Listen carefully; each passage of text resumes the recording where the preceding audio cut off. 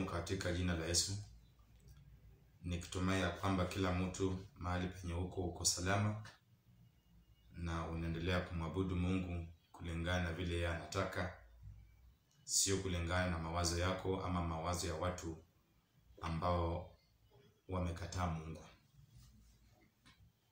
Nimekuwa nikizungumzia mambo ambayo yamechangia injili kudharauliwa, injili kuonekana ni kitu bure. Mambo ambayo yamefanywa watu wakapotoshwa katika injili, alafu mwisho yake ni lawama zinabakia katika injili, lakini yote wale ambao wamesababisha ni wanadamu tu.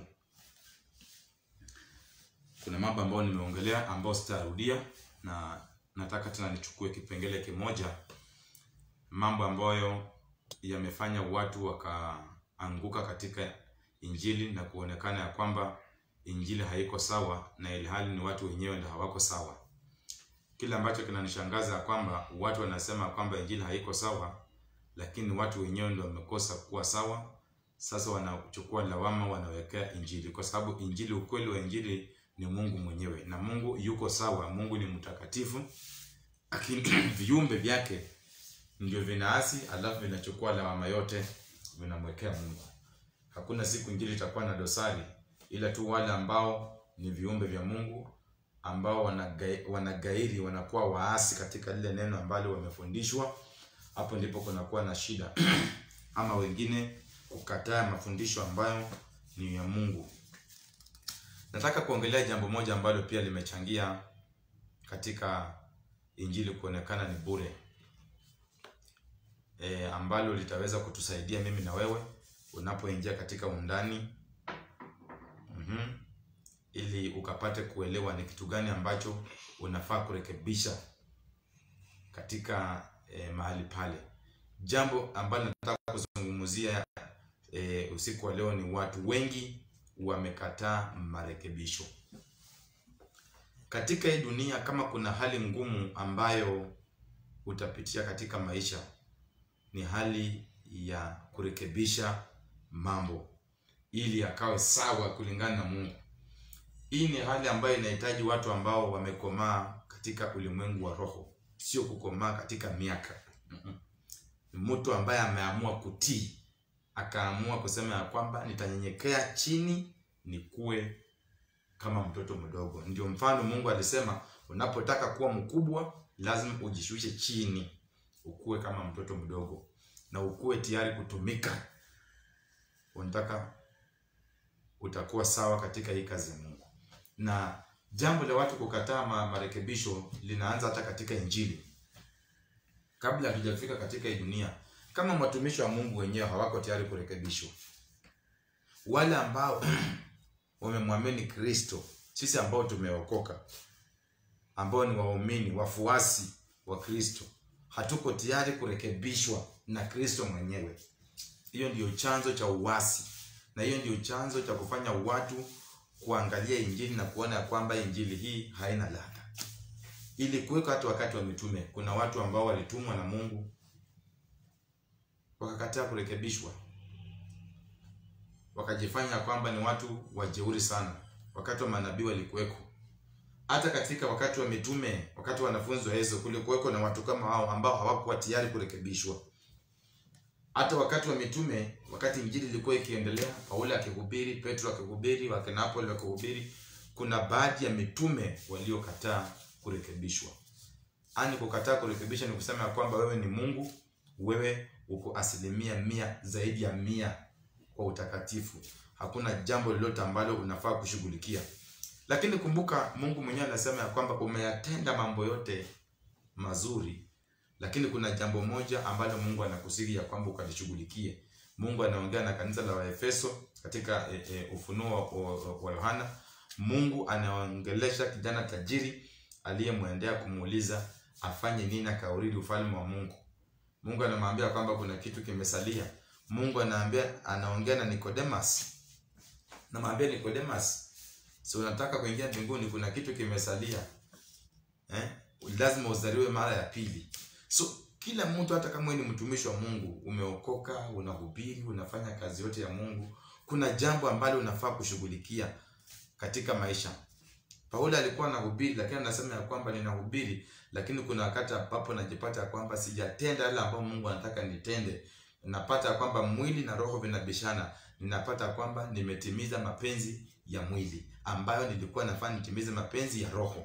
So mtumishi yote, mtu asikudanganya kwamba hata popu ako salama, ako shwari, ama kuna mtume, ama kuna nabii, ama kuna mtumishi yote katika dunia hii ambaye hastahili kurekebishwa. Ule mtumishi hastahili kushughulikia wokovu wake kila siku. Paulo anatuambia kwamba kila wakati anashughulikia wokovu wake akiogopa na akitetemekea Mungu. So kila mtu, hata mimi hapa, kila siku ninaendelea kujirekebisha, ninaendelea kujifundisha mambo, ninaendelea kujiweka sawa na Mungu kila wakati, ili nikaendelee kukomaa katika hii kazi na hii injili na katika haya masomo ya roho. So ukipata mtu ambaye hayuko tayari kurekebishwa, hata kama ni mtumishi wa Mungu, hiyo ndio chanzo cha watu kuanguka, na ndicho chanzo cha watu ambao walio katika ulimwengu wanapoona kwamba watumishi wa Mungu wanapowaambia kuna vitu fulani wanafaa kushughulikia, hawako tayari. Wanasema kwamba sisi tumeokoka miaka mingi, sisi tumekaa katika wokovu kwa miaka mingi. Hawako tayari kukubali marekebisho kwa wadogo. Basi hapo ni shida. Kuna wale watu ambao ni wazee, wale watu ambao ni wakomavu katika hii injili, hawako tayari kusikia vijana, hawako tayari kusikia watoto. Mtumishi yote ambaye hautakuwa tayari kurekebishwa, kutumiwa na Mungu kupitia kwa watoto, ama kupitia kwa vijana, kupitia hata kwa wazee wenzako, basi na kuhakikisha kwamba kuanguka itakuwa ni lazima. Mtumishi yote, unaweza kuwa ni mtoto ama kijana, hauko tayari kurekebishwa, kutumiwa na Mungu kupitia kwa wazee, Mungu tumia vijana na watu wengine, hata wale ambao hawajaokoka. Mungu anaweza ingia ndani ya mtu ambaye hata hajamwamini kulingana na akili zetu, lakini ule mtu Mungu akaweka mashauri yake ndani ili atushauri kile ambacho Mungu anasema ya kwamba tufuate mashauri. Ndio Mungu akasema ya kwamba hawa Mafarisayo, Masadukayo ambao mnaona wanafundisha sheria ya Mungu, ingawaje wao wenyewe hawayatendi ile sheria, lakini nyinyi fuateni yale ambao wanawafundisha, kwa sababu yale ambao wanafundisha ni kweli. Kuna watu ambao wanaweza kuwa hawajaokoka, hawajamwamini huyu Yesu Kristo, lakini kuna mafundisho fulani ambao Mungu anaweza weka ndani mwao wakanena juu ya mtu. Lakini kama utakuwa mtu ambaye hauko sawa sawa katika ulimwengu wa roho, utayapuuza na kusema hawa watu ni watenda dhambi, hawa watu ni bure, hakuna kitu wanaweza niambia. Na unasahau ya kwamba hata wewe ambao umeokoka, kuna kitu ambacho kinakuchenga katika wokovu. Kuna kitu ambacho kinakufanya unaanguka katika wokovu. Kuna mahali ambapo hauendi sawa, lakini bado Mungu anaendelea kukutumia. Mungu hajakuacha kwa sababu hata kuna siku umeiba, kuna siku umesengenya, kuna siku umejipata umeingia katika usherati, kuna siku umeingia katika uzinzi, kuna siku umeingia katika ulevi, lakini Mungu hakukuua, alikuacha na bado akakurehemu na akaendelea kukutumia. Sasa hata yule ambaye bado hajapata hiyo neema, anapotumiwa na Mungu kukurekebisha, kuwa tayari. Shida kubwa katika maisha, hata katika kazi ya dunia hii, katika ndoa, katika serikali, katika shughuli zote, hata katika urafiki, sehemu kubwa ambayo watu hawataki iguzwe ni sehemu ya marekebisho. Watu wanafanya makosa, lakini wanataka kuweka urafiki pamoja na wokovu. Watu wanataka wafanye makosa, wanataka kuweka urafiki katika mambo ambayo wanastahili warekebishe.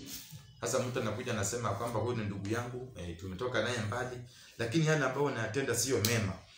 Wakati unarekebisha katika yale maneno, unaharibu urafiki, unaamua kufanya kusema nini, sasa huyu mtu kuanzia leo sio rafiki yangu. Kwa sababu nini? Amekurekebisha. Paulo alirekebisha Petro akakumbatia na akakubali. Kuna hata watumishi wengine katika Biblia walikuwa wakirekebishwa, wakanyenyekea, wakashuka chini, wakakubali. Lakini siku ya leo watumishi wengi ambao tuko nao hawako tayari katika hicho kitengo. Wengi wanataka wakuwe wakukosoa watu, wakurekebisha watu, haswa watenda dhambi. Lakini pale mahali ambapo watenda dhambi wanataka pia wawarekebishe katika vitu vya ukweli, hapo mahali utasikia hawako tayari.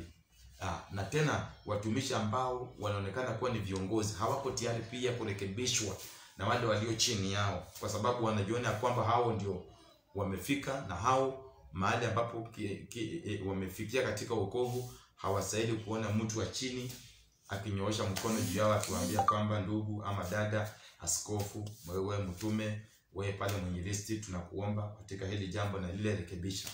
Watumishi wengi hawako tayari mahali pale. So watu wanapokataa kurekebishwa, imekuwa ni sehemu kubwa ambayo imefanya injili kupotoshwa, kwa sababu watu watavumilia tu mahali pale, wataendelea kudanganywa. Kwa sababu gani? Yule ambaye anawaongoza akiwapotosha, yule mtu hayuko tayari kwa marekebisho. Unapomrekebisha anakuambia hii kanisa mimi ndio founder, hii kanisa mimi nilianzisha peke yangu, mlikuja mkanipata nikiendelea. So ule mtu anaanza kutumia maneno makali ambayo kama wewe haujakomaa katika roho, utaona tu njia pekee ya mimi kuendelea hapa ni nyenyekee, nitii ama nijiondoe, na hapo haitakuwa suluhisho. Hapana. Watumishi wa Mungu, ninaomba katika jina la Yesu Kristo ya kwamba tukawe tayari kukataa kukosolewa ama kurekebishwa, kufundishwa. Hii mambo ambayo ninawaambia ndio chanzo cha watu wengi kuanguka. Hakuna mtu anayejua yote. Mungu ametuweka katika hii dunia ya kwamba kuna kitu mimi ninajua na utajifundisha kutoka kwangu. Kuna kitu wewe unajua, ninafaa nijifundishe kutoka kwako. Lakini wakati naanza kuona ya kwamba hakuna kitu wewe unajua, mimi ndiye ninajua yote, unafaa ujifundishe kutoka kwangu, basi. Ama mimi wewe unafaa kujifundisha kutoka kwangu, basi. Hapo ndipo kuanguka kwako kutaanzia. Haijalishi wewe ni mtume kiasi gani. Haijalishi wewe ni nabii ama wewe ni mwinjilisti ama mchungaji ama mwimbaji ama mtumishi yote wa Mungu kiasi gani. Unapokataa marekebisho, basi jua ya kwamba uko katika njia ya kuanguka na njia ya kushindwa na kuweka lawama kwa watu. Lakini tunapokubali kurekebishwa, licha ya uongozi wetu, licha ya miaka zetu, licha ya vitu ambavyo tuko navyo katika maisha, basi hapo tutapona. Kwa sababu yote anayekubali kurekebishwa atapona, na huyo mtu atakomaa, na huyo mtu ataendelea kuimarika katika ulimwengu wa roho na katika ulimwengu wa mwili. Kwa sababu mtu yuko tayari kwa mafundisho, yuko tayari kuonywa. Kwa sababu hapo mahali pa kuonywa ni mahali ambapo watumishi wengi tumekataa. Tunaona kwamba haistahili. Na kama tunataka mtu wa kutuonya, tunataka mtu ambaye anatuzidi miaka, ili tuone kwamba huyu mtu kuna vile Mungu amemtumia. Lakini wale walio chini, tunaona kwamba hao watu hawawezi kutumiwa na Mungu kutuonya. So wale watu ambao mnakataa kuonywa, mnakataa marekebisho, vile ninasema, hiyo ndio sehemu moja ya watu ambapo watajipata katika kuanguka. Na watu wengine ambao hawajaokoka wanapoona kwamba sisi kama tulio katika mfano, sisi ambao ndio chumvi, sisi ambao ndio taa ya dunia, ambao tunafaa tukue tayari kuonesha mfano kwa wengine, tunaponyenyekea, tunaposhuka chini, kubali kurekebishwa, hata wengine wataona kwamba hata kama kweli bishop amerudi chini, bishop amekosolewa akachukulia katika njia inayostahili, mchungaji amekosolewa, mwinjilisti amefundishwa, amerekebishwa mahali alikuwa anakosea, sawa sawa na mtume, hata nabii pia amekubali marekebisho, basi hata pia rais ataona kumbe kama hawa wanaotuongoza, hawa wanaotuambia mambo ya Mungu, wanaotufundisha mambo ya Mungu, wenyewe wamekubali kurekebishana, sisi ni nani? Utasikia marais wakirekebishwa, utasikia wanajeshi wakirekebishwa, mapolisi wakirekebishwa, utasikia watu tofauti wakikubali kurekebishwa. Hata wale ambao wanajifanya kwamba ni magaidi watakubali kurekebishwa. Kwa sababu gani? Wameona sisi ambao tuko katika Mungu tumekuwa mfano bora, tumewaonesha mfano bora. Sasa wao ni nani? Hiyo ndio kitu watakuwa wanajiuliza, kwa sababu wanaona kwamba tuko tayari kushuka chini kurekebishwa ili tufate yale ambayo yanahitajika.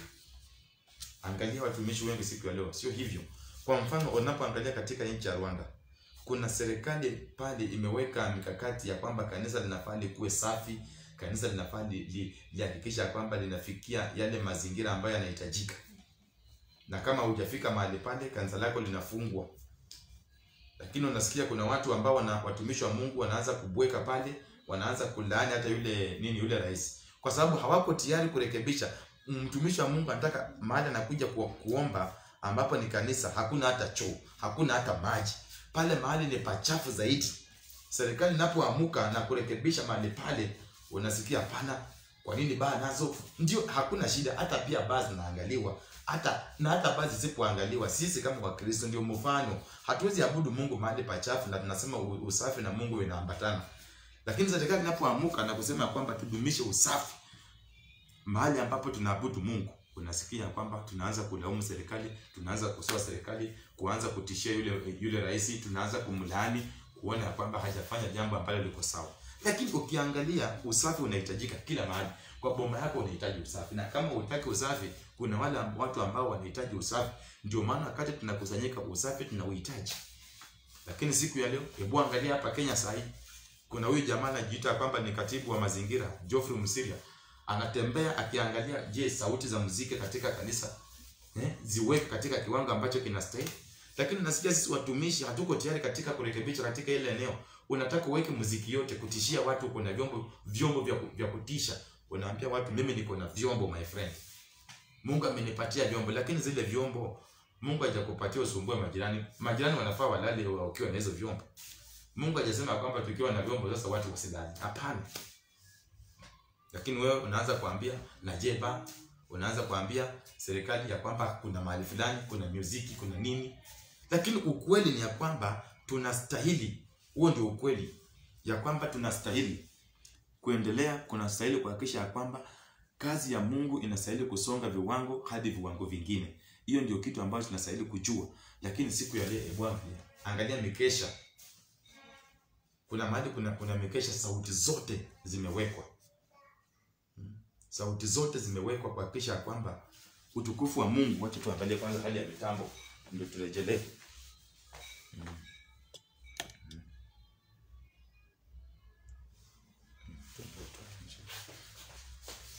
Unaona sasa tunafaa tuangalie kama sisi ambao tumeokoka, je, kama ni sauti ambao tunastahili kufuata.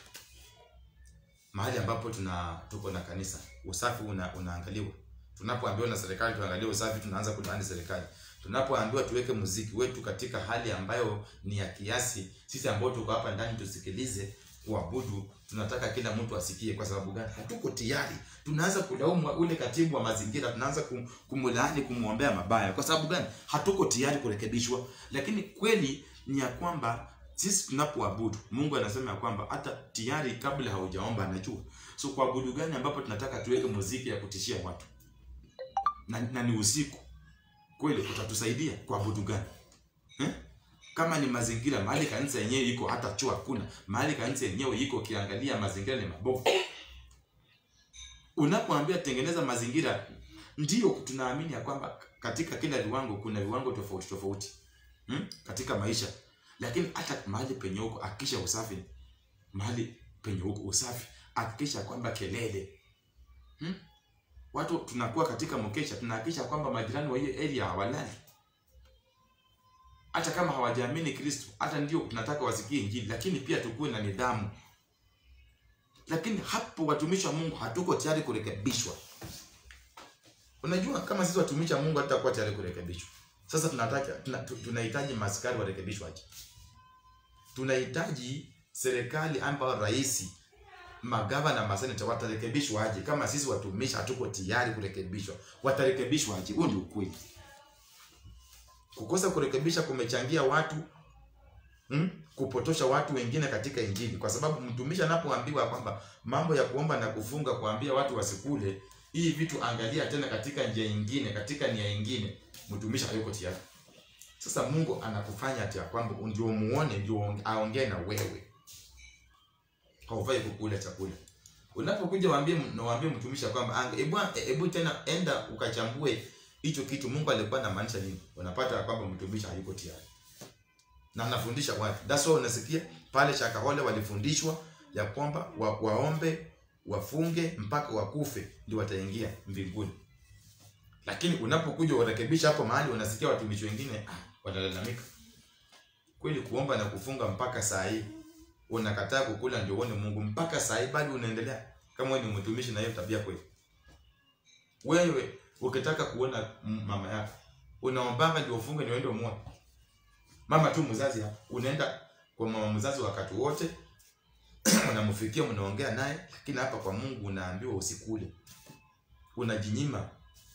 Unasikia mtu amekataa kukula siku 3 mpaka hata amekonda, afya yake imedhoofika. Alafu naambiwa ukirekebisha hapo, unasikia kwamba hapo ufanye vizuri. Unaona sasa hivi Ukiambia watumishi kwamba mambo ya kubatiza watu kwa maji ilikwisha, ubatizo kamili ni watu kuamini kwa Yesu na kutimiza mapenzi yake, kukataa dhambi, hawako tayari, watainuka.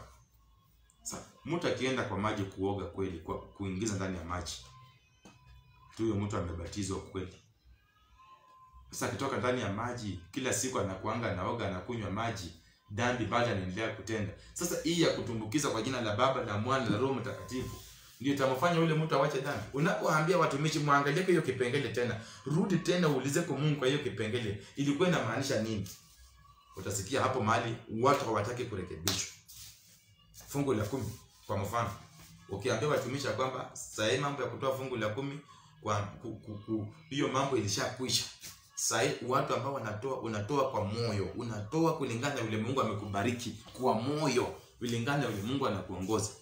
Utasikia watu wanaanza kusema unapingana na kanisa, unapinga maandiko. Kwa nini? Fungu la 10 liliandikwa katika mambo ya kale, sasa mpaka sasa bado liko. Wapendwa, kama unangoja uambiwe ndio utoe, uko na shida. Kama unangoja ati kwa ile pesa ambayo Mungu amekupatia pesa fulani utoe fungu la 10, my friend, hatutoi fungu la 10 sasa. Sasa tunatoa kulingana na vile Mungu ametubariki, tunatoa kwa moyo. Lakini ambia watu hapo mahali, watasikia vile utalaaniwa. Kwa sababu gani? Hatuko tayari, na sisi ni watumishi. Sasa kama watumishi wenyewe hatuko tayari kurekebishwa, malaya je? Wezi je? Magaidi je? Waganga je? Sisi ndio tunafaa tukue mfano. Hata kama ndio watu wale wanaturekebisha vitu na tunaona kwamba hawako sawa, tunafaa kwanza kukubali. Unakubali kusikia. Unapomaliza kusikia, kaa chini, pitia ndani, uliza Mungu. Kama unaona huyo mtu amekurekebisha kwa kitu ambacho hakistahili, rudi kwake, mfundishe ukiwa na nia safi, sio kwa kumtusi, sio kwa kuona kwamba ule mtu alikuwa mjinga. Pana mkalishe, mwambie ndugu, ulifundisha hiki kitu na hiki na hiki, lakini pia mimi hapa nataka nikueleze. Kaa naye. Ndio Mungu anasema kwamba kuja tujadiliane. Lakini siku ya leo hawa watumishi hapana. Utasikia watumishi wengine wamekuinukia kwa sababu umehubiri, umekataa ubatizo, umekataa mambo ya fungu la 10, unaona? Umekataa mambo ya kuomba na kufunga, unaona? Umekataa mambo ya harusi. Unapowaambia mtu anapotaka kuoa, mambo ya watu wakuja lazima tukate keki, hii ni vitu vya ujinga, my friend. Watu wawili wameshakubaliana, Mungu amethibitisha, keki ya nini? Unasumbua watu, lazima uvalishwe pete. Unaona? Unapoguza hapo mahali watumishi wenyewe hawako tayari, wanataka kuinuka na wewe. Lakini wapenda tunawaambia ukweli, kurekebisha nayo tutarekebisha. Vile vitu ambavyo haviko sawa kulingana na Injili, sisi tunaenda kurekebisha. Wewe kama uko tayari kukubali, basi kubali, usonge mbele. Ukiona kwamba ni mavi, ni takataka, sawa sawa, endelea na vile unajua, lakini mwisho yake utakuja kujua. Wale ambao mmesikia habari kuanzia leo, mahali penye huko, ninapaki neno moja: kuwa mtu tayari wa kurekebishwa kwa mambo yote ambayo yanatendeka katika maisha yako. Mradi tu ujue ya kwamba haya marekebisho yanaambatana na neno la Mungu, na Mungu akawabariki.